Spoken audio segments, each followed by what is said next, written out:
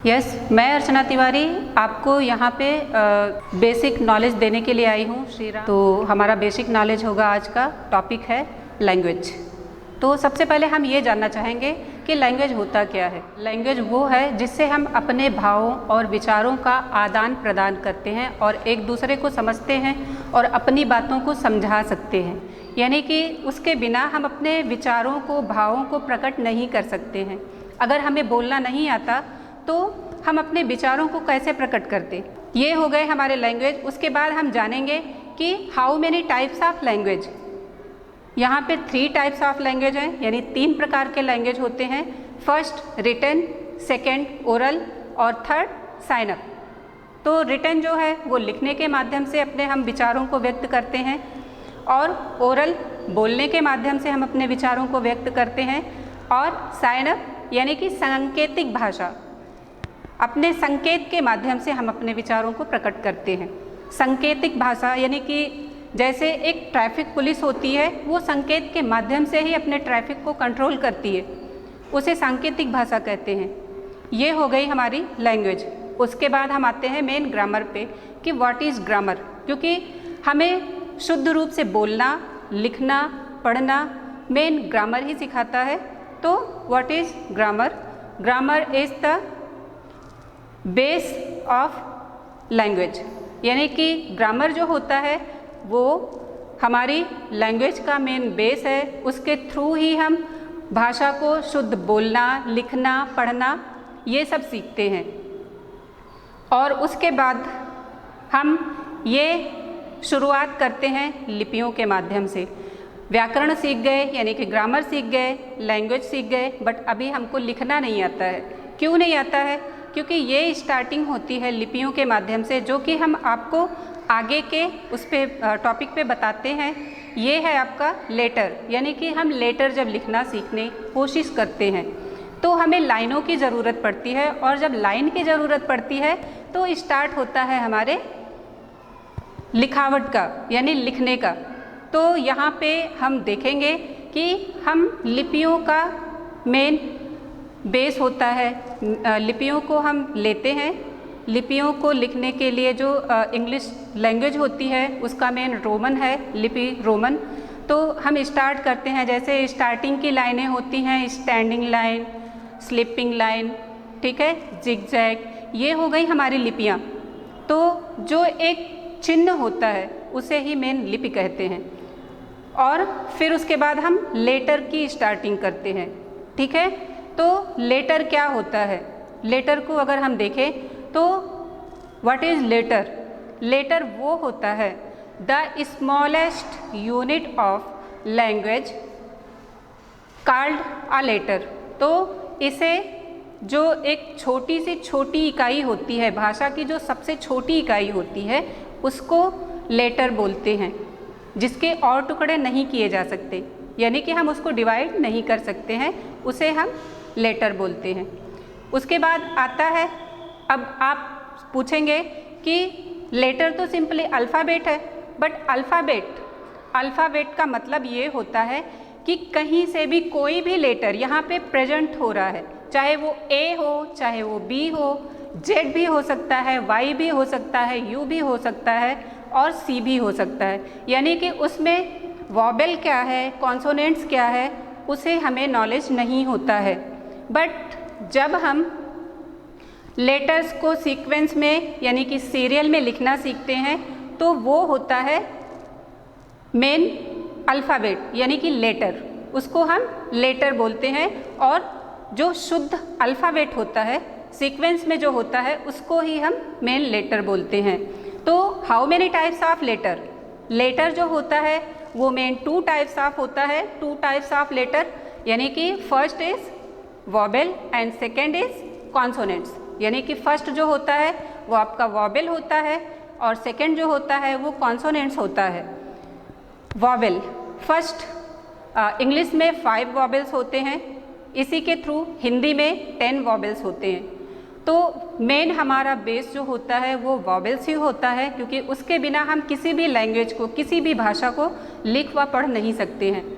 वॉबल्स जो होता है वो मेन पर्पस होता है कॉन्सोनेंट्स पे अच्छे से अच्छा प्राकट्य यानी कि उसको प्रेजेंट करना।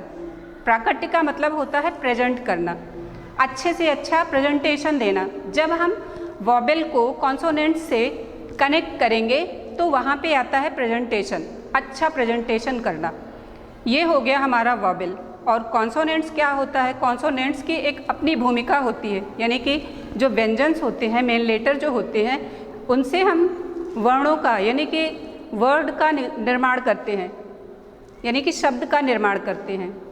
तो इस तरह से वॉवेल और कॉन्सोनेंट्स को जब हम ऐड करते हैं, कनेक्ट करते हैं, तो हमारा एक शब्द तैयार होता है, यानी कि वर्ड तैयार होता है। जैसे बुक, बुक, लाइब्रेरी, स्कूल, और फिर उसके बाद रोड, ये सारे वर्ड्स हो गए। इन्हें हम क्या करते हैं कि इन्हें हम देखते हैं कि ये सीक्वेंस में है या नहीं है, इनका कोई मीनिंग, यानी कि ये मीनिंगफुल है या नहीं है। अगर मीनिंगफुल हैं तभी हम ये इस वर्ड्स को अच्छे से मानते हैं, नहीं तो नहीं मानते हैं। और इसके अलावा हम जैसे ए लेटर हो गया, एक चीज़ मैं और भी आपको बताना चाहूँगी। जैसे हम ये जानते हैं कि वॉवेल कौन कौन से होते हैं। हमारी कन्फ्यूजन क्या होती है बेसिक नॉलेज में? बेसिक नॉलेज में हमारी कन्फ्यूजन ये होती है कि मैम यहाँ पे ए आई का ए कैसे हो गया या ई का ए कैसे हो गया, तो ये हम जानना चाहेंगे। तो इसमें हिंदी और इंग्लिश दोनों का ही मैं बताऊँगी। जैसे आपने लेटर ए लिखा है, ए प्रोनाउंस क्या कर रहा है? आ का प्रोनाउंस कर रहा है। और आ का प्रोनाउंस यानी कि ए, जिसको आप बोलते हो डबल ए। डबल ए हम नहीं बोल के ए बोलते हैं, डबल का कोई मतलब नहीं होता है। हम डबल क्यों बोलेंगे? लेटर्स को डबल क्यों बोलेंगे? यानी कि आ। इस तरह से ये हिंदी प्रोनाउंसिएशन हुआ, बट इंग्लिश में अगर हम इसको करेंगे तो आ। तो यानी कि हमारा जो प्रोनाउंस है वो ए प्लस ए, यानी कि डबल ए। उसके बाद आते हैं ई पे। ई का मतलब ये है कि आई, और ई का मतलब है आई, और ई का मतलब है ई एंड ई। उसके बाद आते हैं ऊ पे। तो यू का मतलब ऊ हो गया, और यू ओ का मतलब ऊ हो गया। तो आप साउंड अप करोगे, आप प्रोनाउंसिएशन करोगे, तो जाहिर सी बात है कि आप लैंग्वेज में बहुत ही अच्छा कर सकते हो। थोड़े से मैं टॉपिक्स आपको बोर्ड पे बताती हूँ। जैसे आपने लिखा आ का मतलब हो गया ये ए। उसके बाद है आ, यानी कि आप साउंड अप कर रहे हो आ, तो यहाँ पे हो गया डबल ए। ओके, ये। और फिर उसके बाद ई आता है, यहाँ पे आपने प्रोनाउंस किया है आ का, और यहाँ पे आपने प्रोनाउंस किया है ई का, तो ये हो गया आई। यहाँ पे आपने ई का प्रोनाउंस किया है, तो ये हो गया ई। उसके बाद आपने ऊ का प्रोनाउंस किया है, तो ये हो गया ऊ। यहाँ पे आपने ऊ का प्रोनाउंस किया है, तो ये हो गया यू और ओ, ऊ। फिर री का अगर प्रोनाउंस किया है री, तो ये हो गया आर आई, री। Exact clear? इसके बाद हम आते हैं, री के बाद क्या आता है? ए का अगर हम प्रोनाउंस कर रहे हैं तो यहाँ पे आएगा ई, और ए का प्रोनाउंस कर रहे हैं तो यहाँ पे आएगा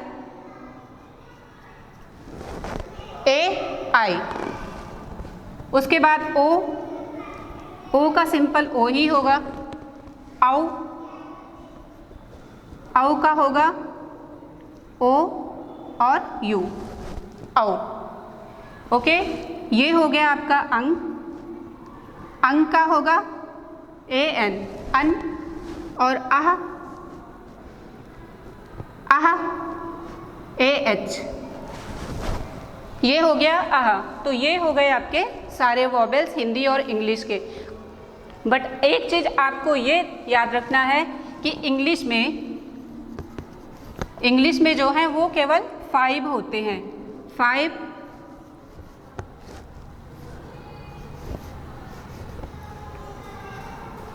टाइप्स ऑफ वॉवेल, वॉवेल्स। ये हो गया आपका वॉवेल्स। और ए, ओ, यू, आई, ई, ये हो गए आपके वॉवेल्स। तो ये आपका क्लियर हो गया होगा। इसी से हम स्टार्ट करते हैं अपने कॉन्सोनेंट्स को, यानी कि कॉन्सोनेंट्स जो होता है इसके थ्रू ही हम उसको पूरा करते हैं, लिखते हैं और समझते हैं, वर्ड्स को बनाते हैं। अगर वर्ड्स हम सोचे कि ऐसे सिंपली बना लें, ये वाला जो ए होता है जिसको हम ये कहते हैं कि ये तो किसी काम का नहीं होता है बट वो बहुत काम का होता है, वो हमारे लेटर्स को कंप्लीट करता है। किस तरह से कंप्लीट करता है इसको हम देखते हैं। यानी कि हमारे जो मेन कॉन्सोनेंट्स होते हैं उनको कंप्लीट करने के लिए मान लीजिए हमने यहाँ पे लिखा है का, तो ये के ए का प्रोनाउंस करता है, इसलिए इसकी ज़रूरत पड़ती है हमें। ओके, फिर उसके बाद अगर हमने लिखा खा तो के एच ए, खा, यानी कि जो लास्ट में प्रोनाउंसिएशन हो रहा है वो हमारे वॉबेल का हो रहा है, ए का हो रहा है। अगर ए लेटर को हम नहीं बोलेंगे, नहीं प्रोनाउंस करेंगे तो शायद हम अपने कॉन्सोनेंट्स को यानी व्यंजन को लिख ही नहीं सकते।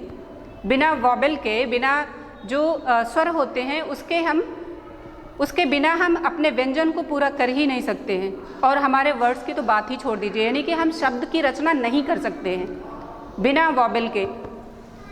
तो ये हो गया आपका, इस तरह से आप जो है वो पूर्ण करता है।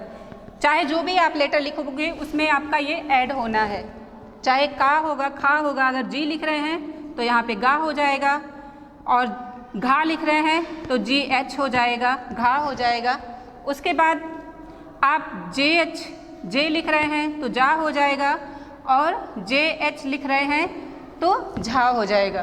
तो इस तरह से आपके ये लेटर्स पूर्ण हैं। बट अगर ये वाला आ यानी कि ए आप इसमें ऐड नहीं करोगे और सोचोगे कि चलिए हम इसको ऐसे ही कर लेते हैं, तो आप नहीं कर सकते हो।